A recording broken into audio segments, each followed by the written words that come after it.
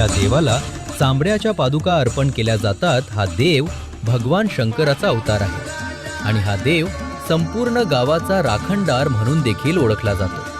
हा आहे श्रीदेव वेतोबा।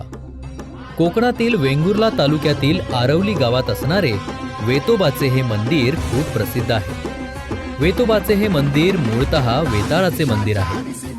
कार या शब्दातील ल चा लोप करून बा हा आदरार्थी शब्द वापरला जातो। बा म्हणजे बाप असा त्याचा अर्थ होतो। भगवान शंकर यांना भूतावरीची देवता मानली जाते। त्या अनुषंगानेच भूतावरीचा नायक म्हणून वेताळालाही शिवाचे पूर्वरूप मानले जाते। पादुकांना अर्पण करणे ही एक प्राचीन भारतीय परंपरा असून ती देवतेच्या संरक्षण व आशीर्वादासाठी केली जाते।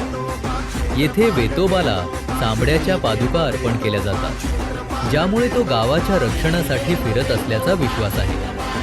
हे धार्मिक व सांस्कृतिक दृष्टिकोनातून अत्यंत महत्त्वाचे आहे।